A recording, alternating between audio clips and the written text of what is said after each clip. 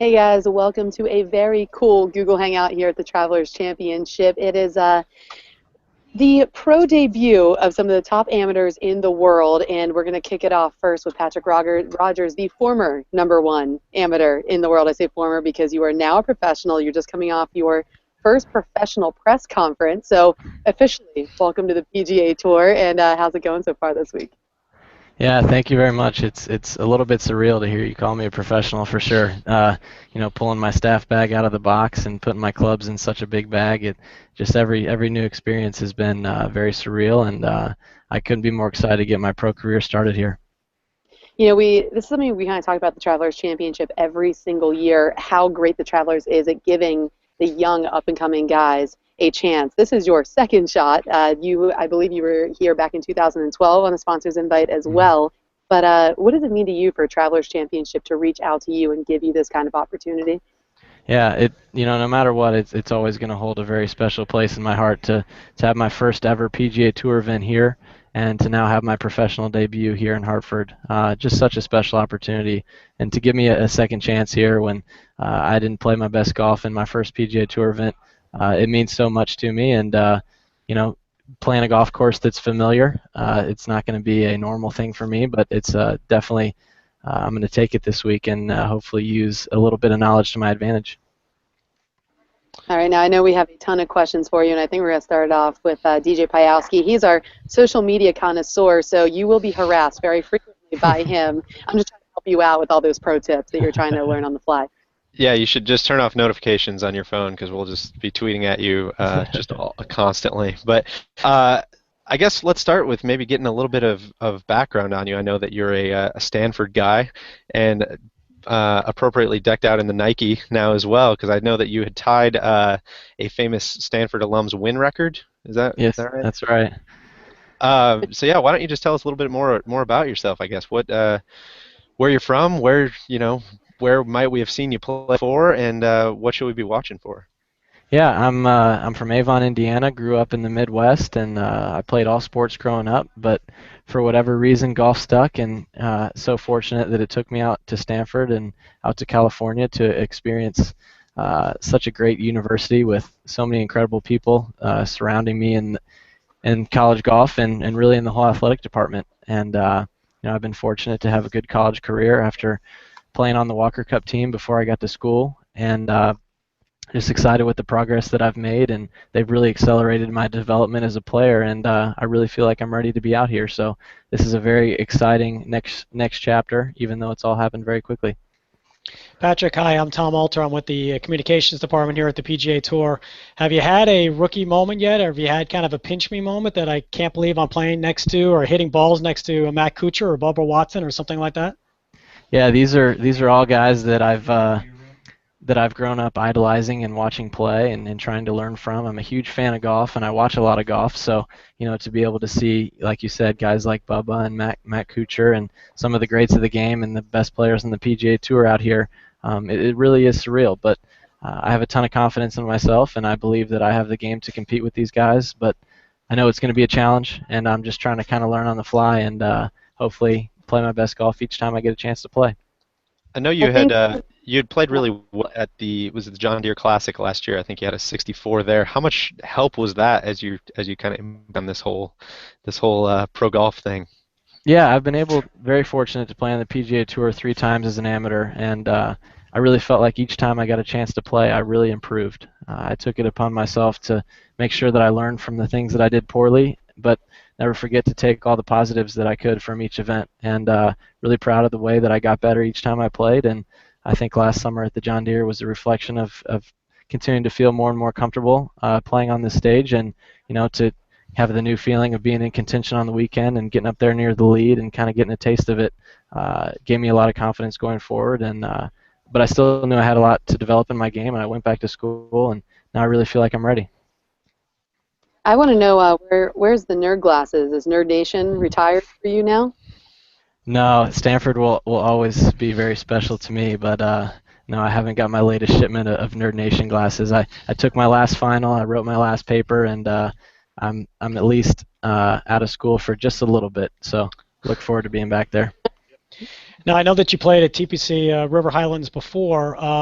What is it about the final holes, particularly 15, 16, 17, that are interesting, and what's it going to be like coming down now as a professional with, they have a huge crowd with 20, 25,000 people just on those 3 holes? Yeah, that's such a cool stage. I think it's probably unique a little bit to the PGA Tour. You have the great 15th drivable par 4 there with a lot of action, a lot of excitement, and then par 3 16, and then trouble lurking everywhere on 17. So I'm just really looking forward to being a part of it. Hopefully I can manage my way through those holes really well. I think I have a good game plan, and those have been definitely holes to focus on these past couple days being here and trying to figure out the golf course. But it's definitely not only an exciting part of the round for fans, but for me as players, to be able to have the chance to make a 2 there on 15 and have a short par 3 to maybe have a chance at birdie and then try to tackle the challenges of 17. It's certainly a lot of fun for players as well as fans. So your game plan is to go for it on 15 then? Probably depends on the pin. I'll try to make a smart, calculated decision on each of them, but I definitely have the firepower to get there, and I think to most pins it's an advantage to be up there. All right, Patrick, I got to say this may be your professional debut, but you sound like you've been doing this a long time talking to us media folks. So thank you so much for joining us, and I think Oliver Goss is ready. So you, sir, are off the hook, and I'm sure we'll see you later this week. Yeah, thanks so much. Thanks for having me. Best of luck. Thank you.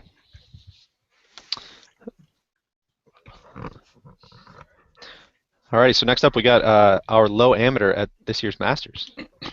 That's a distinction everybody would like to have, I think. It just shows you the strength of field that we have here with these amateurs making their pro debut. I mean, Travelers does a great job recruiting amazing players. Hey, Oliver, how are you? I'm good. How's everyone? Good. Thank you so much for joining us. No, I'm glad to hang out, I guess. See what you did there. Nice little pun. Now, did you just finish up your press conference? Yeah, I did. Just walked in 5 minutes ago. Now, how did that go? I know that you are maybe more used to some heavy media after your tremendous finish at the Masters, but how's everything going so far for you this week as a professional? Yeah, the press conference went really well. Everything's really great. The Travelers has done a great job in making me feel welcome and, kind of tending to any of our needs. That's for all the players as well. So I feel I have the greatest opportunity this week, and can't thank the Travelers enough. Well, Patrick, hey, I'll go ahead. I would say Patrick was just talking about it's still kind of surreal to be called a professional, to be treated like a professional, and we were just talking before you guys came on about the courtesy cars. Did you get a courtesy car this week? Yes, I did. We got a Ford Explorer, and it's going well the last few days. Is that kind of a nice perk? Something you'll look forward to the rest of the season? Yeah, exactly. I mean, how could you not enjoy a free car for the week? What, Oliver, I was curious, what else goes into, I know sometimes amateur and college golf maybe not be the most glamorous events. What goes into, playing a PGA Tour event, kind of behind the scenes, some of the stuff that's different?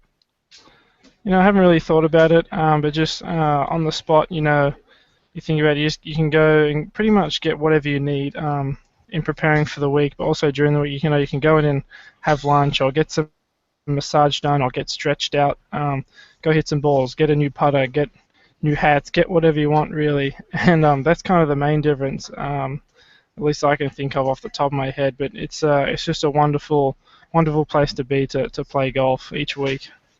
Oliver, obviously we can hear in your voice that you're from Australia. Do you know a lot of the Aussie players who are currently on tour, and are you encouraged by the success that they've had this year? Yeah, of course. I've met a lot of them over the last few years, and they're really great. We kind of tend to take care of each other, and they're very supportive of me and my decision. And I got to look positively in their success with Adam Scott and Jason Day doing so well in the last couple of years, and I for sure look up to them and hopefully project the same success for myself one day. Hopefully. I know. Do you have the kind of relationship with them where do you guys text back and forth? Do you guys talk about things? Have you had anyone kind of little pep talks before kicking off your professional career? Yeah, of course. I've emailed Adam Scott a few times, and we text sometimes, and I talked to Jason Day quite a bit out here, and they've been nothing but supportive and nothing but giving advice, and they're what they went through when they first turned professional, and I've taken all the advice that they can give me and trying to apply it to myself and my debut this week, and they've been nothing but supportive, and they've been really great. Adam Scott, obviously a pretty good contact to have when it comes to the Masters. How much did he help you your first trip around there? Obviously, it worked out pretty well. You were low amateur. Yeah, I was talking to him the Saturday and Sunday beforehand at the course, and we just talked for a long time, and then I had the opportunity to go out with him on Tuesday and play 18 holes, and he didn't really say too much. We just kind of chit-chatted. He was trying to make me feel comfortable, and I could see that, and he did a lot. I basically just watched what he did and where he chipped from and where he was putting from, and just saw where he hit it, and just I was very observant of what he was doing, and it was a really big help. You hear that a lot about younger guys really playing with their mentors. I remember someone talking about playing with Ernie Els and saying that he sees the course differently than someone else might that's only seen it once or twice. Did he give you different ideas on how to approach Augusta that maybe you wouldn't have thought of otherwise? Yeah, especially at Augusta, there's so many different ways you can play each hole, and that's very dependent on where the wind's coming from. So, different holes, he was saying, just like, for example, I'd say number 4, he would say that, most of the time you want to go at the middle of the green or even at the pins, but he said, if you're in that left bunker every day, it's not too bad to any of those pins. You can make up and down to the front pins and a lot of the back pins. So that was just a different way of looking at it that I'd never really looked at it, kind of purposely missing it. Well, not purposely missing it, but if you'd like to miss it in a bunker. So that was really, really helpful. And my final question was regarding you and Adam Scott. Did you know about the secret wedding? No, I had absolutely no idea. And I'd known him for a couple of years, and I was very shocked to see that, but I'm really happy for him. All right, so you're not going to be our insider on this thing. That's fine. All right, well, I think, Oliver, thank you for joining us. I think we got Cameron Wilson waiting up next, so I guess we'll pass the headset to him. Oh, perfect. Thanks for hanging out again, I guess. That was really fun. Thank you. Best of luck. Absolutely. Have a good week.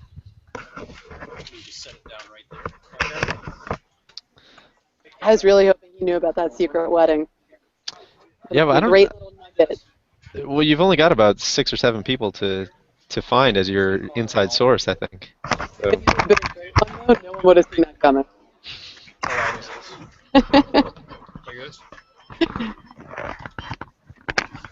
Hey, Cameron.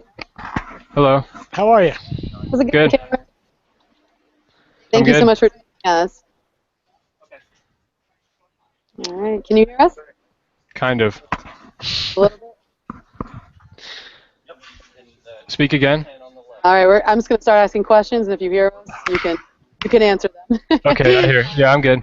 There we go. I'm assuming you're just coming off your first press conference, and we've been asking everyone, how does it feel as a professional to be sitting there with media asking you questions at your professional debut?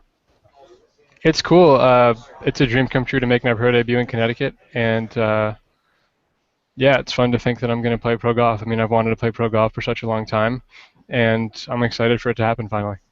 What part of Connecticut did you grow up in, and have you had a chance to play the TPC River Highlands before? I grew up in a small town called Rowayton, which is part of Norwalk. So I usually say Norwalk since nobody's heard of Rowayton. And that's probably an hour south of Cromwell, and I never played here prior to a couple weeks ago. Been up to watch, remember a lot of the holes, never played here. Some of the local guys, James Driscoll, I think, is from around here. Keegan Bradley, obviously from around here. You see all the family and friends every year come in droves for them. How many of your friends and family are here this week? And any of the Northeast guys are you close with? Gosh, I got that question before. I don't know how many people are coming. My mom is delegating all the tasks, so I'd say like 12 maybe, 13.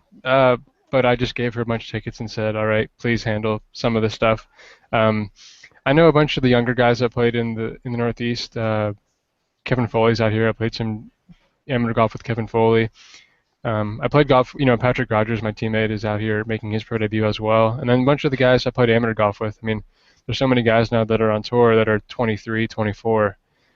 and so they were juniors and seniors in college when I got to school. Played junior golf with them, so I know a lot of the guys, even though it's weird for me to think of them as pro golfers.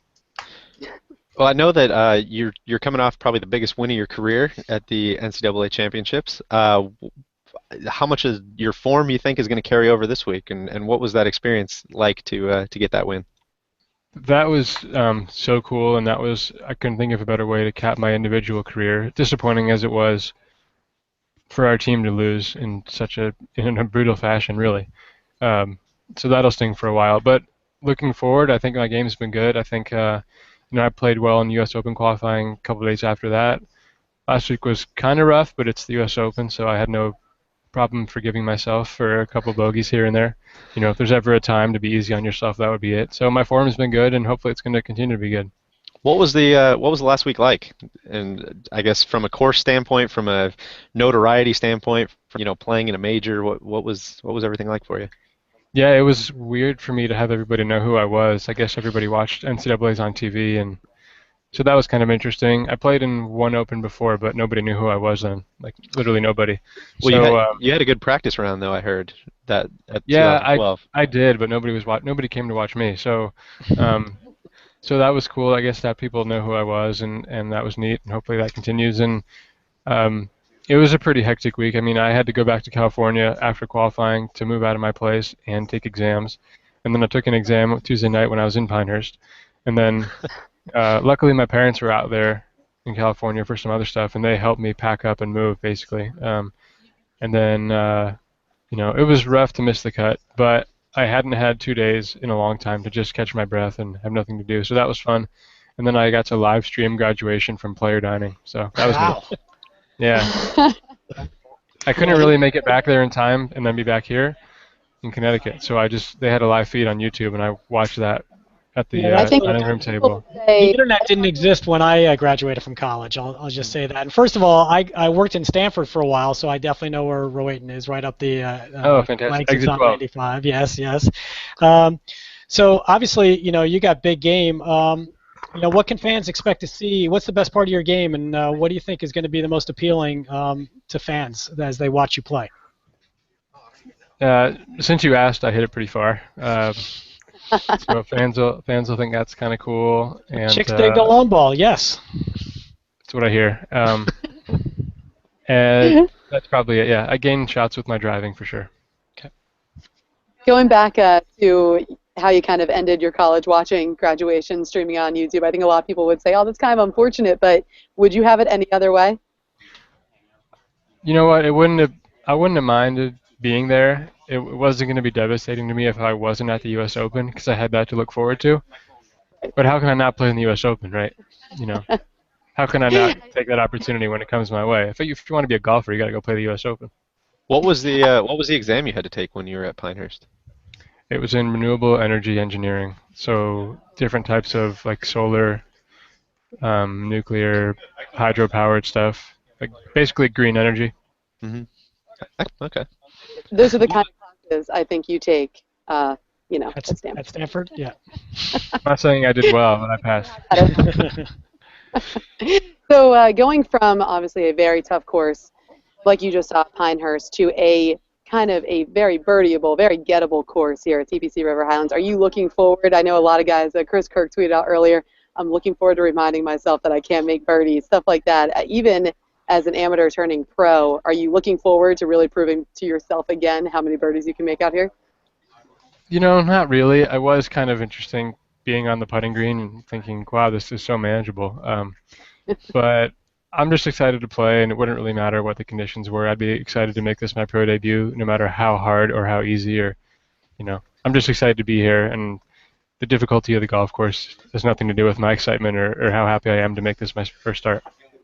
I'm curious. You're a guy who's played in a couple of big events, like you said. What is there a certain thing that maybe you can kind of get away with in college golf that has to be extra sharp when you play against these guys? Does that make sense? Yeah, that's a good question. I don't know if I have a good answer, because the only pro events I've played in are U.S. Opens, so I would say everything. Yeah, without having played in a regular tour event, I don't think I could tell you. I'll find out. Perfect. Thank you so much for joining us. I think Bobby Wyatt he's actually right to my right. Hello, we're going to see you shortly over on the computer.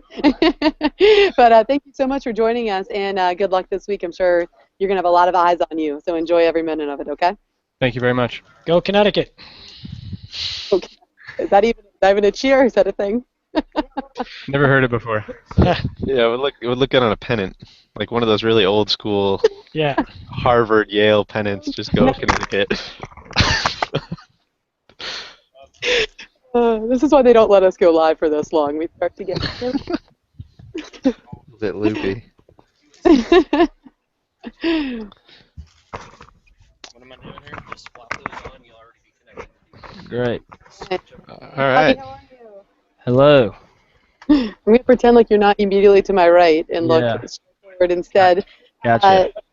Going to ask you the same question we just asked the rest of the guys, coming off your first professional press conference. First of all, how was it? Second of all, any tough questions you were like, oh, I don't want to answer that, but now I'm a pro and I have to? I'm here before I go there. I have not done it yet, so I'm anticipating it. So we get to ask you those tough questions that you don't want to answer. Yeah, I guess so. All right, well, obviously, you're coming off a very exciting time closing off your collegiate career with an NCAA team championship, and have you stopped celebrating that yet? Yep, I have. We had a good time. It was nice this year being able to. It was a week earlier than normal, so we had a little bit of time to reflect and enjoy it before we all left town. So that was really nice. We definitely enjoyed it. Going from that team mentality to now, you're your own man now moving forward, right? There isn't really a team for you to rely on, lean back on, stuff like that. How does that change your perspective, on your career moving forward? Absolutely, it's different. You fly with your team, you stay in the hotels, all that stuff. I thought about that last night actually as I was going to the hotel, going to bed by myself. So it's different for sure, but you got to be your own best friend out here. You got to be positive, and you have your caddy and your family and whoever else travels. So you always have a team around you, but just you're not playing for a team. One thing that I think is always interesting with guys your age who are kind of starting and coming out on tour is what other tour players you've looked to for advice. Is there anybody else out there that you know well or that you've kind of talked to about today? Yeah, a little bit. Just I moved down to St. Simon's Island last week, and I've had a little bit of time to spend with some of those guys down there. I know got to play golf with Brian Harmon a few times. He's had some success here recently and the last few years out here. So got to speak with him a little bit about it. He was very encouraging, and it's the good stuff to hear. But, there's a lot of players down there that I can definitely learn from and look forward to that. That's just turning into just a tour academy down there, it seems like. Just so many guys to learn from and great courses and everything. I think that... Right. Yeah, Sea Island's a great spot to be. I'm thrilled to be a part of it. Similarly, as a rookie, when you are making your pro debut, is there a certain player that you have to pinch yourself that you can't believe that you're hitting balls right next to, whether it's Sergio or Bubba, or maybe it's a player that you're looking to meet? Yeah, I haven't had that yet, but I imagine if I do hit balls with Dustin or Bubba and watching them bombing out there, I'm definitely be a little surprised at first and have to realize that I'm just never going to hit it that far. One can dream, right? I mean, going back to living in St. Simon's, I mean, the list of guys that lives there is just ridiculous. Going to McGladrey Classic, I mean, it's crazy, but you really have to be golf obsessed. I'd imagine you can't really take yourself out of golf when you live there, right? It's such a small area. Everywhere you go, you're probably running into guys that you know, and it just seems like it'd be golf-centric all the time. No escaping it. Right. It's definitely a golf community for sure, but that's what I've really enjoyed being around the guys down there. They have a lot of different hobbies, whether it be fishing or hunting or whatever it may be, and just hanging out off the golf course. So I've enjoyed doing that a little bit and look forward to getting into that a little more in the off-season when hunting season comes around and fishing a little more in the summer when I get back. So I think there is a few things to do, but certainly it keeps you focused on golf, which is nice as well. Sounds like you're going to fit in just fine. So let's talk about the course, TPC River Highlands, a little bit. What have you seen out there so far, and does this course fit your eye? Right, I love it. I think it's a really, really fair test. Seems to be you can make some birdies if you get things going out there, but certainly you can make some bogeys as well if you get in the wrong spot around the greens. I feel like it's just really, really fair test, and look forward to getting out there Thursday morning and pegging it. let me know if I'm reading too much into this, but God. you're a guy who shot 57, I believe, in a junior tournament. Does that mean I did. you're more of a fan of these types of kind of not birdie fest, but a little bit more scoreable courses? Not quite. I've actually in the past really enjoyed tougher courses. Honestly, I feel like my game suits a little bit more of making pars and avoiding bogeys and not, like, making fewer mistakes. But certainly, anytime you can make a lot of birdies, it makes the game a lot of fun.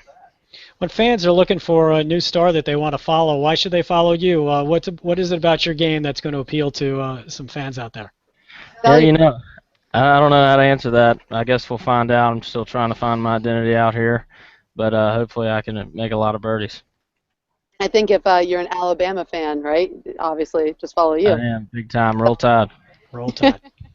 And I think, lastly, talking about the Travelers Championship, and they are notorious for giving sponsor exemptions to young rising stars. When you look at the players that have won on the PGA Tour, a lot of times their first sponsor exemption was right here at the Travelers Championship. How special is it for you to now be included in that list of players?